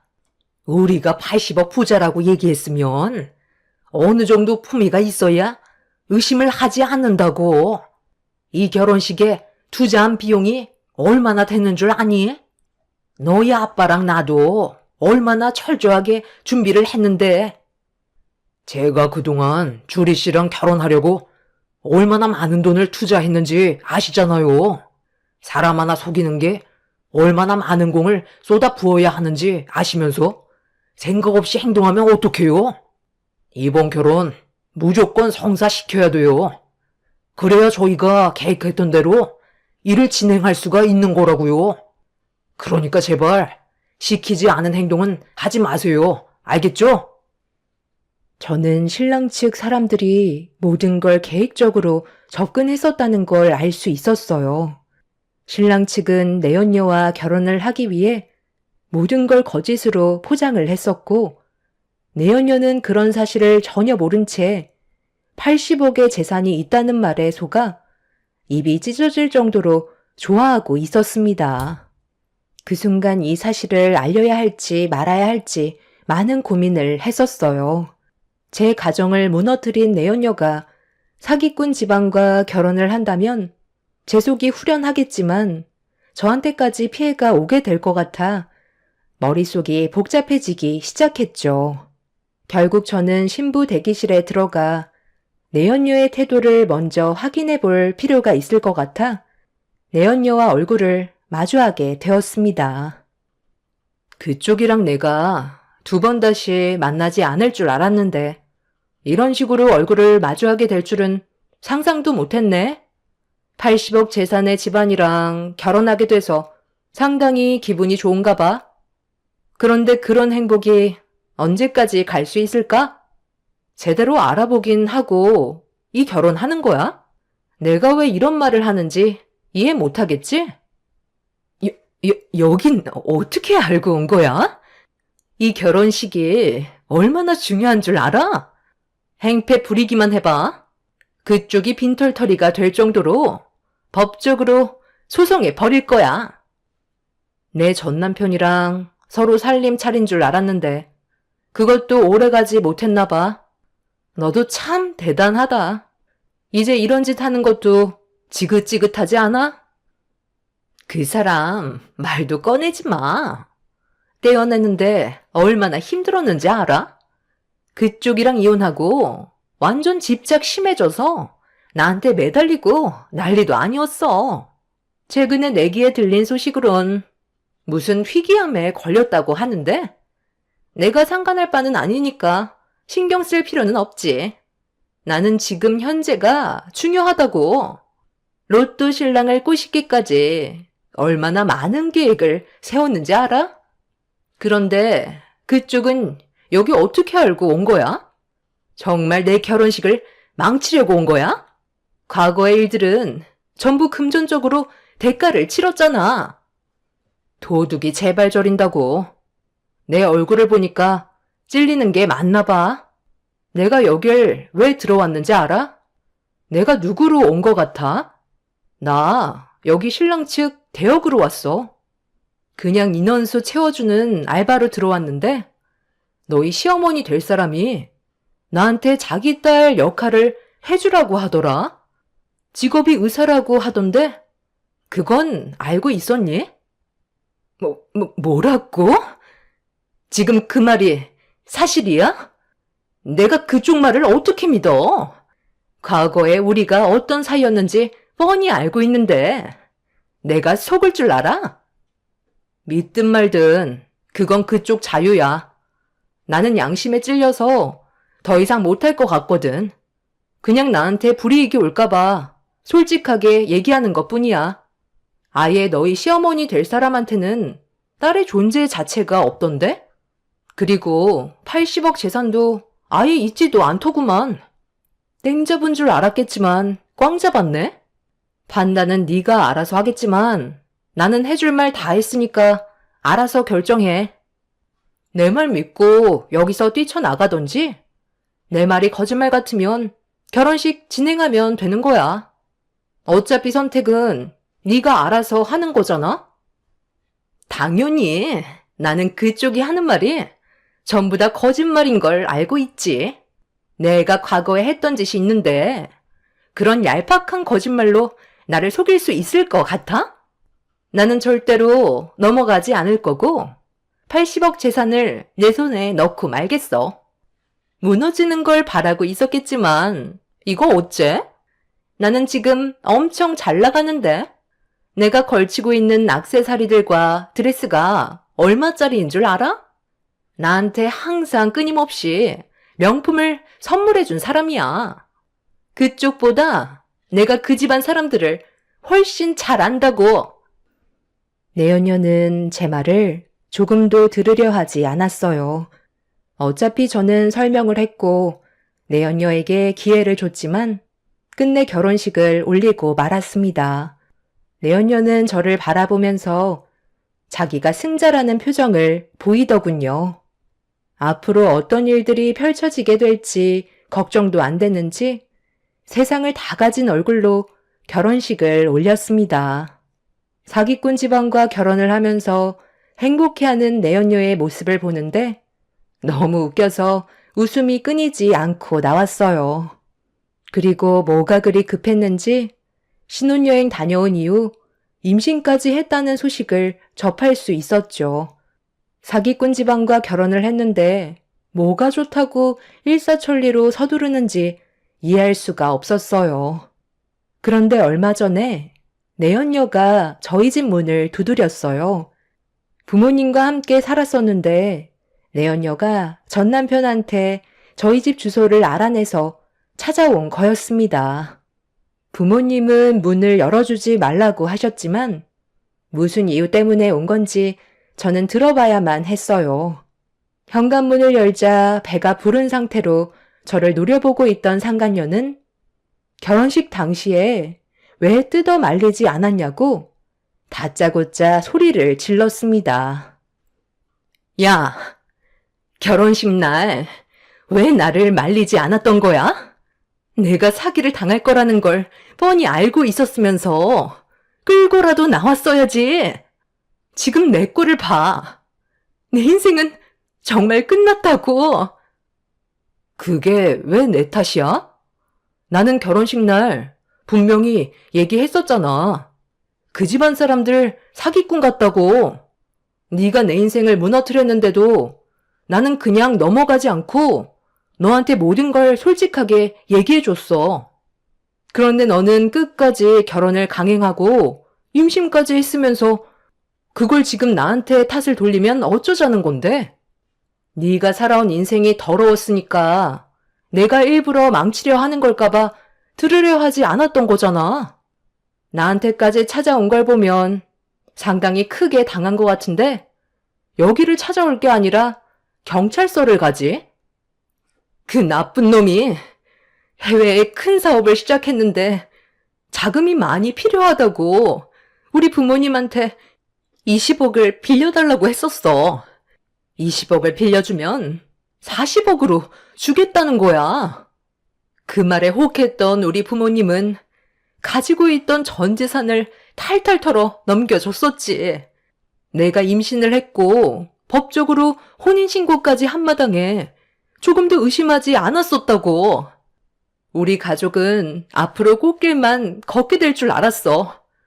그런데 20억을 받은 다음 날부터 그 집안 사람들이 연락이 안 되는 거야.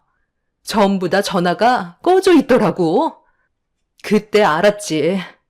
우리 집안을 탈탈 털어가기 위한 사기 계획이었다는 걸.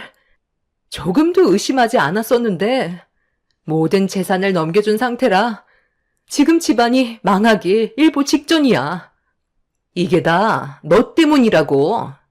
그때 나를 뜯어 말렸으면 이렇게까지 문제가 커지지는 않았을 거 아니야? 차라리 경찰한테 신고라도 해주지 그랬어. 내가 왜 그렇게까지 너한테 관심을 가져줘야 되는 거지? 내가 그때 말해준 것만도 감사하게 생각해야지. 아까 말했잖아? 내 인생을 망친 너인데도 양심 때문에 얘기해 준 거라고. 결정은 네가 하라고 했었잖아. 그때 내 역할은 거기까지였다고. 여기서 난리 블루스 치지 말고 경찰서로 찾아가는 게 어때? 내연녀는 저희 집에서 한참 동안 난리를 치다가 저희 부모님이 경찰에게 신고를 하게 되면서 상황을 마무리할 수 있었습니다. 배부른 몸으로 주저앉아 오열을 하고 있는 그 모습을 보니 한숨밖에 안 나오더군요.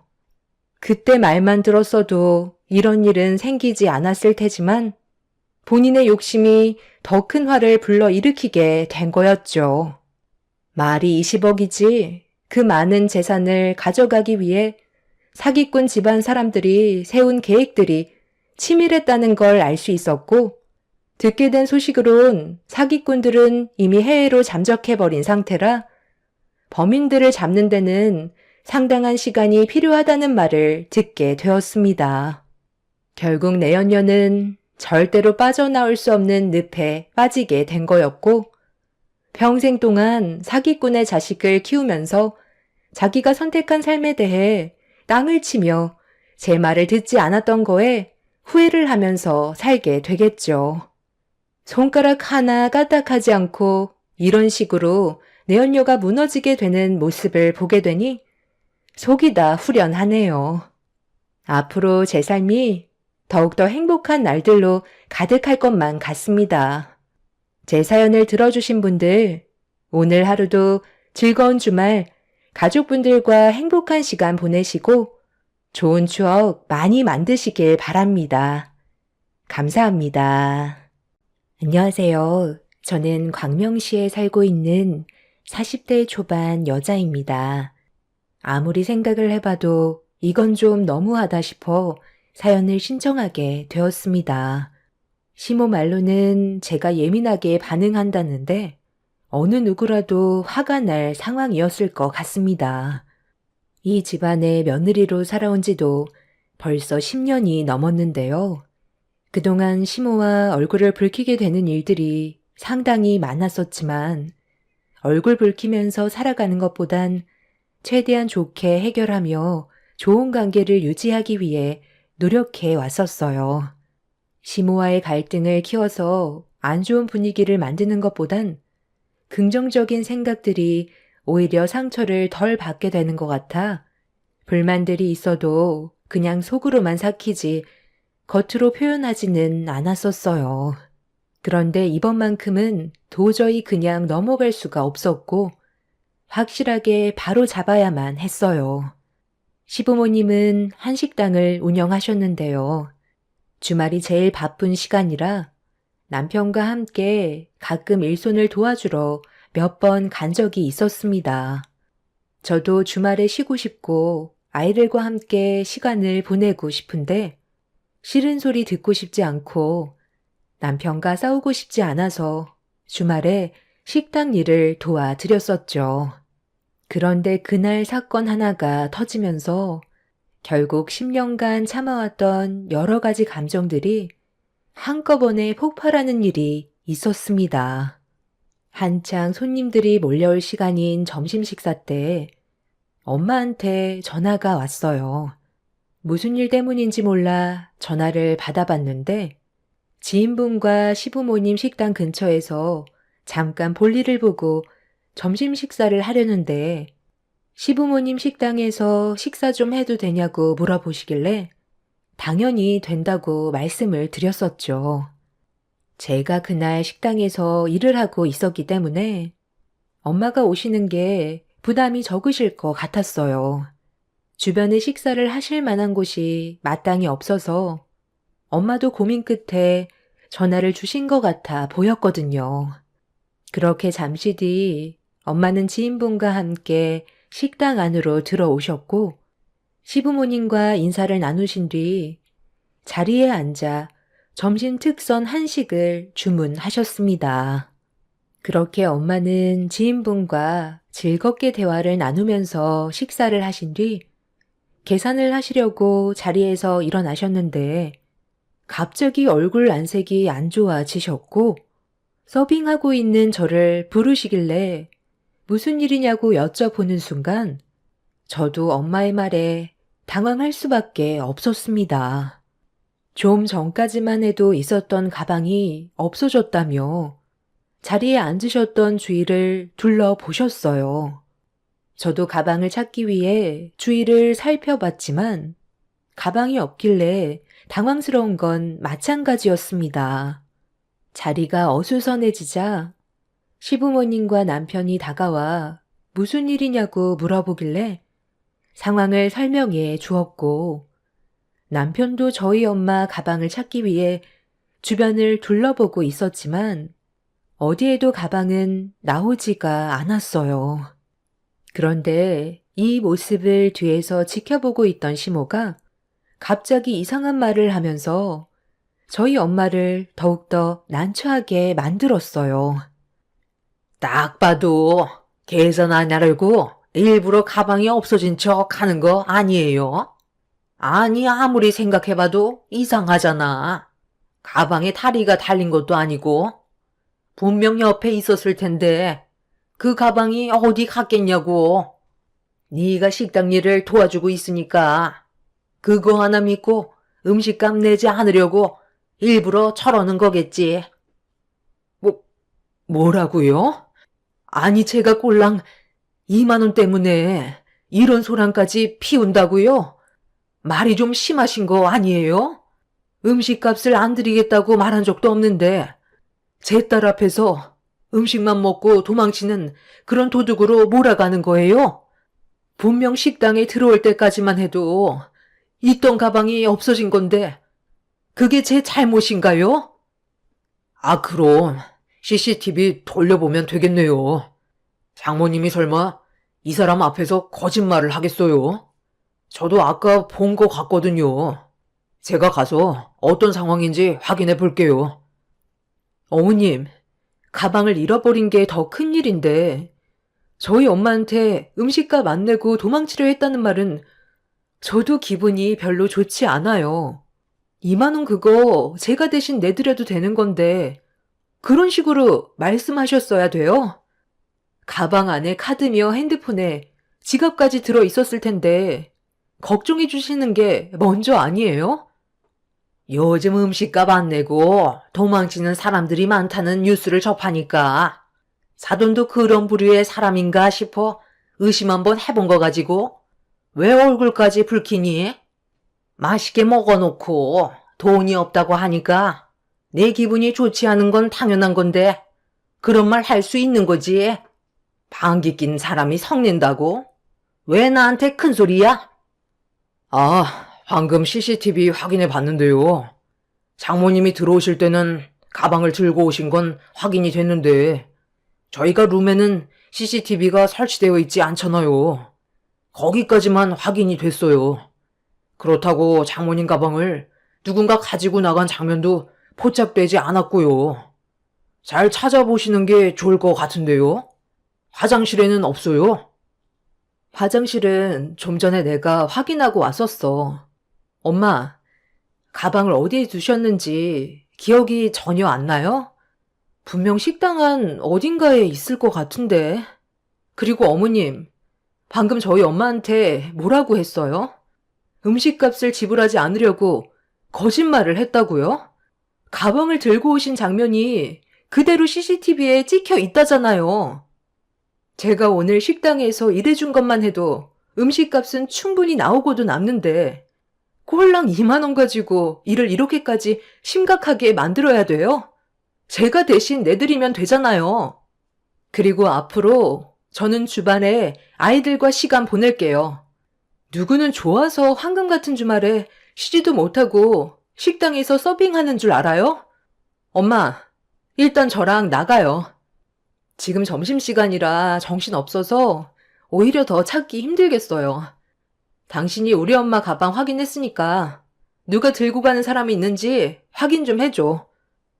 저희 엄마가 식사를 하시던 도중에 가방을 잊어버리신 건데, 되려 음식값을 안 내기 위해 거짓말을 하고 있는 거라는 시모의 한마디가 저를 너무 화가 나게 만들었어요. 점심 특선으로 인당 10,000원인 음식값 20,000원밖에 안 나왔는데, 아침부터 일찍 나와서 주방일이며 서빙한 저를 봐서라도 그 정도 음식값은 그냥 안 받으셔도 되는 건데, 되려 도둑 취급하면서 온갖 막말을 하신 시모에게 너무 큰 실망을 하게 되었고, 서운한 마음에 화가 가라앉지가 않았어요. 찝찝한 건 전혀 용납할 수 없었던 저는 카운터에 20,000원을 올려놓고 엄마와 지인분을 모시고 식당에서 나가려는데, 그런 저를 보며 시모는 카운터에 올려져 있던 20,000원을 주머니에 넣으시면서 종업원에게 소금 한 바가지 퍼와서 식당 문 앞에 뿌리라며 씻을 수 없는 정도로 큰 상처가 되는 말을 뱉었어요. 엄마가 미안해 하실 일도 아닌데 저와 시모와의 관계가 안 좋아져서 괜히 온 것 같다며 괴로워하시길래 좋게 해결할 거니 걱정하지 말라고 손에 택시비를 쥐어드린 뒤 일단 집으로 태워드렸어요. 그리고 저는 다시 식당 안으로 들어갔고, 엄마가 옆에 있어서 제대로 말을 하지 못했던 감정들을 터트려 버리게 되었네요. 아, 진짜. 아직 장사 끝나지 않았잖아. 당신이 화가 나는 거 충분히 이해하는데, 일단 나중에 다시 얘기하자. 마감하고 나서 서로 오해가 있는 부분 풀면 되는 거 아니야? 오해? 무슨 오해? 일방적으로 우리 엄마를 음식값도 안 내고 도망치는 사람으로 낙인을 찍어 버렸는데, 식사하시던 손님들이 바라보는 시선 당신도 봤잖아. 술렁거리면서 우리 엄마를 어떻게 바라봤는지 전부 다 보고 있었으면서 지금 나보고 참으라는 말이 나와? 가방을 잊어버리셨는데 그깟 20,000원이 그렇게 중요해? 내가 여태까지 희생하면서 노동한 값이 얼마인데 그 정도도 못해줘서 도둑 취급을 하는 게 말이 되냐고. 우리 엄마가 아까 오기 전에 나한테 전화하셔서 뭐라고 하셨는지 알아? 오래간만에 만난 지인분께 식사 대접을 하고 싶은데 주변에 마땅한 데도 없어서 어머님 식당에 와서 식사해도 되냐고 물어보셨어. 어머님이랑 아버님이 불편해 하실까봐 눈치 보시면서 물어보셨다고. 오죽했으면 오셨겠어. 그런데 어머님은 우리 엄마가 식당에 들어오셨는데도 좋게 인사를 해주시는 것도 아니고 무표정한 얼굴로 고개만 까딱 하셨는데 그것도 그냥 참고 넘어갔어. 우리 엄마가 식당으로 들어오셨을 땐 똑같은 손님이었다고. 내가 왜 당신이랑 10년 가까이 살면서 희생이 왔는지 알아? 나중에 혹시라도 우리 부모님이 어머님 식당에 오시게 되면 그때 잘 좀 봐달라고. 지금까지 불평불만 없이 묵묵히 내가 할 도리 하면서 살아온 거야. 그런데 좀 전에 당신도 어머님이 하시는 말 들었지? 재수 없다면서 소금 한 바가지 입구에다 뿌리라는 말을 어떻게 할 수가 있어? 지금 양가 집안 풍비박산 나게 생겼는데 장사가 중요해? 더 큰 일을 만들기 전에 당장 나오시라고 해. 오늘 아주 끝장을 볼 거야. 너 영업 방해죄로 고소당하고 싶니? 어디서 지금 남의 식당 앞에서 행패야? 그럼 안 싸던 행동이 잘했다는 거냐? 일부러 저러는 거 내가 모를 줄 알아? 아, 그러세요? 그럼 제가 지금까지 4시간 들여 일한 돈 전부 계산해서 주세요. 10년 동안 노동한 대가를 당장 받아야 되겠어요. 저도 이대로는 못 넘어가겠네요. 내가 왜 너한테 돈을 주니? 내 아들과 결혼을 했으면 가족으로서 당연히 해야 되는 건데 무슨 돈을 달라고 그래? 내가 너한테 도와달라고 한 적도 없는데? 아휴, 당신도 그만하고 엄마도 이제 그만 좀 하세요. 좋게 넘어갈 수도 있는 문제를 왜 키우는 거예요? 오늘 장사 그만하고 싶은 건 아니죠? 일단 더 시끄러워질 것 같으니까 저희 돌아가 볼게요. 남편은 뭐가 그리 화가 난 건지 제 팔을 잡아 끌며 차에 태웠고, 시몬은 소금을 한 바가지 퍼와서는 차에 타고 있는 저를 향해 소금을 마구 뿌려댔어요. 그런 시모의 모습에 너무 화가 나 차에서 내리려 하자 남편은 곧장 차를 출발시켰고, 그렇게 집에 도착한 저는 저희 집을 무시하는 시모의 행동이 잘못된 건 바로 잡아야 하는데 왜 집으로 온 거냐고 목소리를 높였습니다. 남편은 그래도 제 편에 서서 흥분한 마음을 진정시켜줄 거라 생각했는데 그건 제 착각이었어요. 그냥 좀 대충 넘어가면 안 돼? 우리 부모님 식당에서 그 난리를 쳤어야 했냐고. 어찌됐든 장모님이 본인 물건 제대로 간수하지 못해서 이런 일이 발생된 거잖아. 그럼 적어도 우리 부모님한테 죄송하다는 말 한마디 해야 하는 게 맞는 거 아니야? 당신이 10년 동안 일을 도와주면 뭐해? 오늘로써 모든 게 물거품이 되어버렸는데 그 식당 나중에 우리 물려주실 거라고 했던 거 기억 안 나? 그걸로 당신이 식당에서 노동한 값에 대해 충분히 지불해 주신 거라고.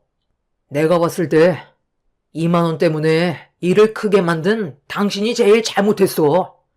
충분히 좋게 넘어갈 수 있었던 문제라고.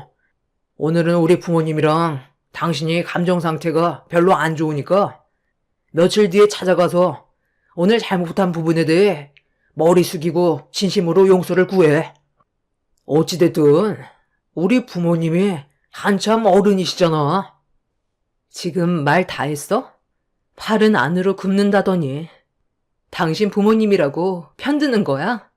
나랑 엄마가 어떤 취급을 받았는지 두 눈으로 뻔히 봤으면서 그런 말이 나와? 당신이 처신을 똑바로 하지 못했다는 걸 설명해 주는 거잖아. 다시 한번 말하지만 우리 관계에까지 영향을 끼치기 전에 좋게 해결해야 할 거야. 그러니까 내가 먼저 어머님한테 머리 숙여 들어가지 않으면 이혼이라도 하겠다는 거야? 어떻게 나한테 그런 말을 할 수가 있어? 내가 그동안 얼마나 최선을 다해 살아왔는지 몰라? 이렇게까지 나를 이해해주지 못하는 거야? 당신이 나에 대한 마음이 어느 정도인지 오늘 충분히 알았어. 마음대로 해봐. 남편이 마지막에 뱉은 한마디에 저는 너무 큰 충격을 받아버려 방으로 들어와 버렸어요. 제가 도대체 뭘 잘못했길래 이런 아픔을 겪어야 하는지 이해할 수가 없었습니다. 시댁 식구들의 배려라고는 조금도 찾아볼 수가 없었던 그날의 사건으로 인해 저 또한 더는 함께할 필요가 없다고 판단해 평생 이런 꼴을 당하면서 사느니 갈라서는 게 좋을 것 같아 저 또한 남편한테 이혼을 통보하게 되었습니다.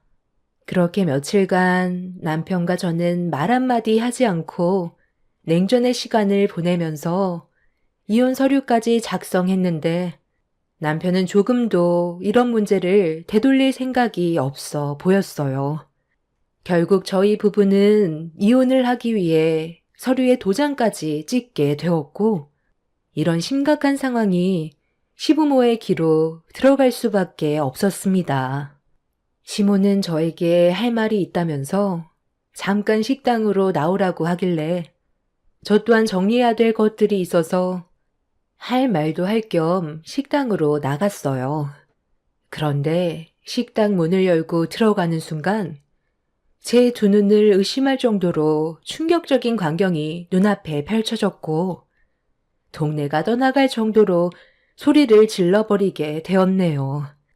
엄마가 식당에서 주방 일과 함께 서빙을 병행하면서 정신없이 움직이는 모습이 제 두 눈에 들어와서 뭐 하는 거냐고 화를 냈어요.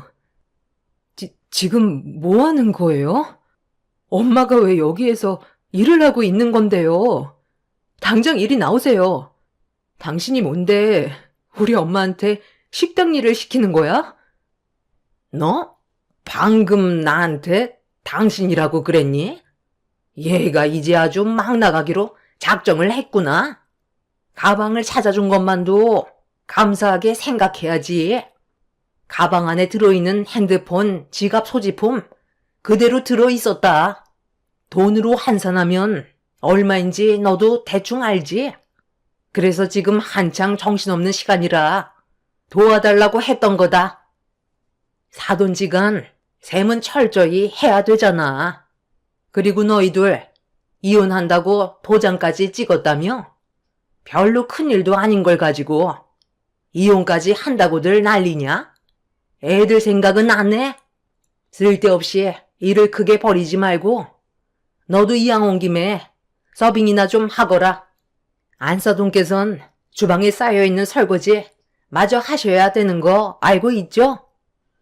엄마, 이쪽으로 오세요. 여기 언제부터 있으셨어요?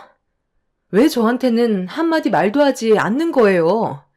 엄마가 왜 주방 일을 하는 건데요? 사돈이 가방을 찾았다고 해서 급하게 왔는데 일을 도와주지 않으면 주지 않겠다고 저번에 한바탕 난리가 난 부분에 대한 책임을 지라고 하길래 어쩔 수 없이 잠깐 일손을 도와준 것뿐이다.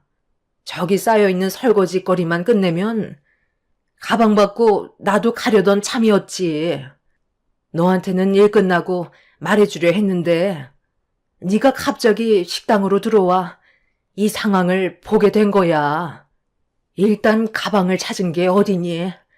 저기 모서리에 떨어져 있는 걸 발견했다는데 왜 저기로 떨어졌는지 그게 의문이야.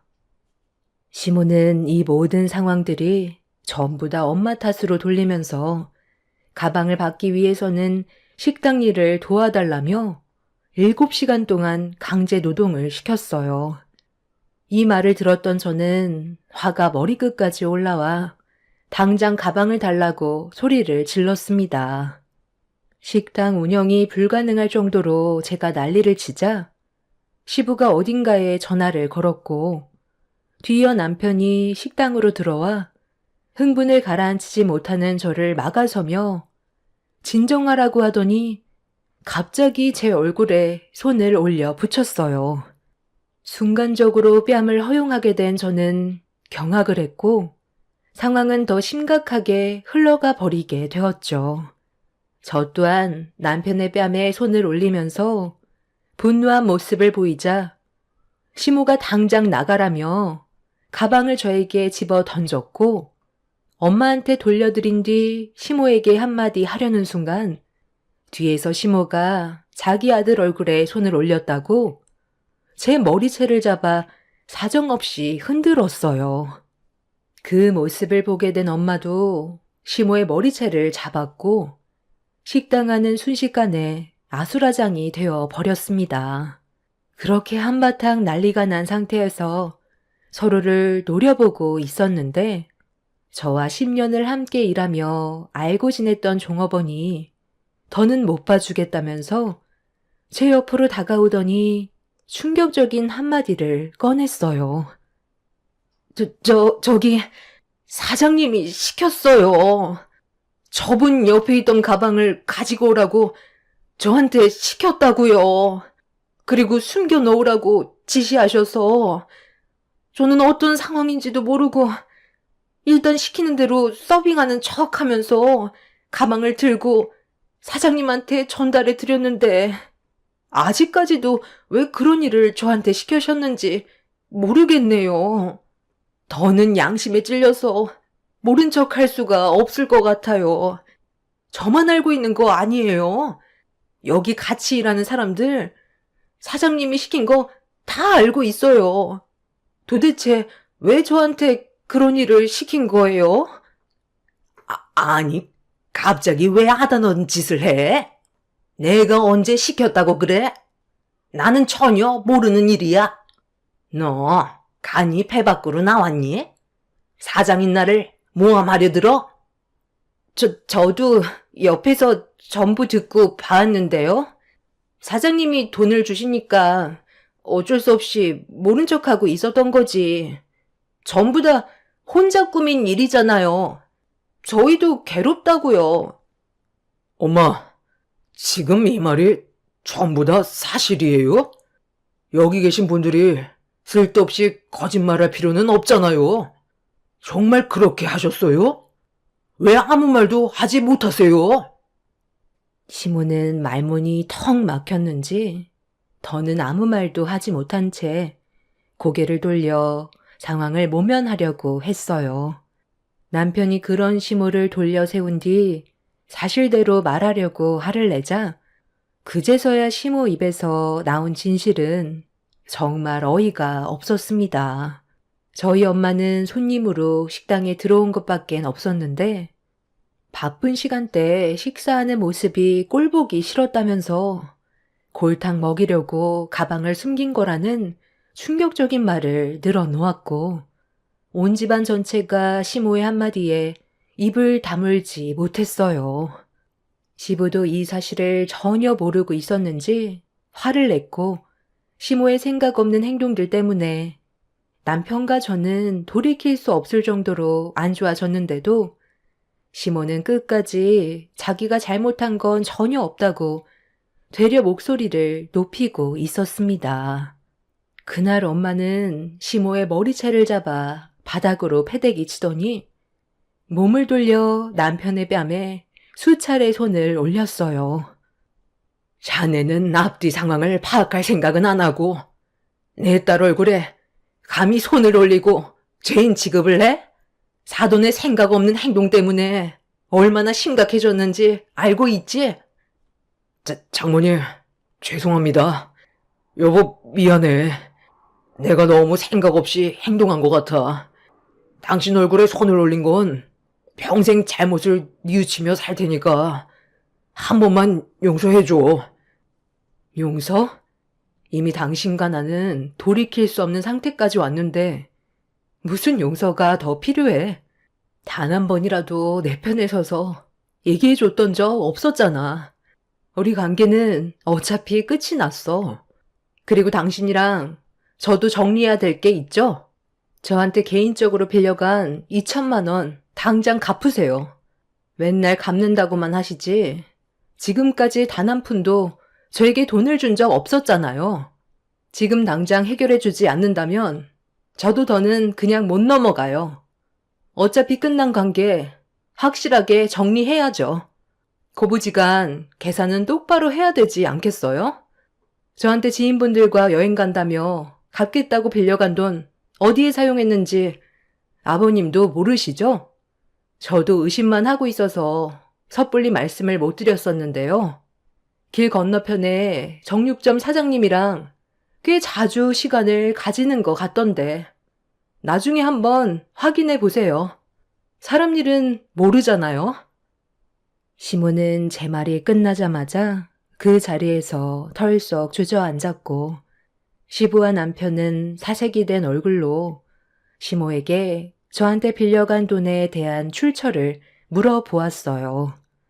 아무 말도 하지 못하고 있자 시부는 길 건너편에 있던 정육점 사장님을 불러들였고 시모가 무릎을 꿇고 있는 모습을 정육점 사장이 보는 순간 급하게 달려가더니 저희는 아무 말도 하지 않았는데 혼자서 둘의 사이를 식구들이 알게 된 거냐는 충격적인 말을 꺼내었어요. 본인 입으로 바람 피우고 있다는 걸 고백해 버린 거였죠. 시모는 정육점 사장의 말이 끝나자마자 식당에서 도망을 치려 했지만 시부가 시모의 멱살을 잡은 뒤 바닥으로 패대기 쳤고 저는 그 모습을 끝으로 엄마를 모시고 집으로 돌아왔어요. 그리고 돈을 갚지 않은 시모의 통장을 압류 신청을 걸었습니다. 돈을 빌려드릴 때 충분한 증거를 보유하고 있어야 한다는 말을 들었던 저는 시모에게 빌려드릴 때마다 차용증서와 공증사무소를 방문해 공정증서까지 받아두었기 때문에 별다른 절차 없이 시모에게 강제집행과 같이 강제성을 동원해 합법적으로 압박을 가해 그동안 빌려드렸던 2천만 원을 회수할 수가 있었습니다. 그리고 시모는 정육점 사장과 외도를 했다는 사실을 인정하게 되면서 시부와 결국 이혼까지 하게 되었고 남편은 저에게 진심으로 용서를 구하면서 다시 시작하길 원했지만 이미 제가 받은 상처가 너무 컸기 때문에 더는 함께 하고 싶은 마음이 없었습니다. 그렇게 현재 저와 남편은 합의 이혼을 하게 되었고 숙려 기간 중에 있습니다. 그렇게 시모의 생각 없는 행동들 때문에 온 가족이 풍비박산 나게 되었고 돌이킬 수 없는 결과까지 오게 되어버리는 사건이었습니다. 차라리 잘된 일인 것 같아요. 항상 위태로웠던 관계였는데 시모의 심술 한 번으로 모든 게 해결됐으니 오히려 속이 후련하기도 합니다. 그리고 남편이 그동안 저를 어떻게 생각하고 있었는지도 충분히 알 수 있었습니다. 남편은 아이들 때문이라도 다시 합치고 싶어 하지만 남편이 제 뺨에 손을 올렸을 때의 기억이 아직까지도 너무 큰 충격으로 다가와 상처받은 마음에 변화는 없을 것 같습니다.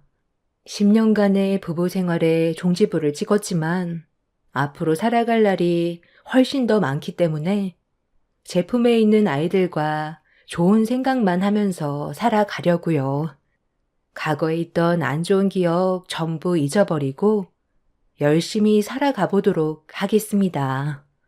제 사연을 들어주신 여러분들의 삶 또한 누군가에게 말 못할 아픔과 우여곡절을 겪고 계실 테지만 어려운 상황들 지혜롭게 헤쳐나가시고 앞으로 하신 일들이 무엇이든 좋은 결과가 뒤따라오길 소망하겠습니다.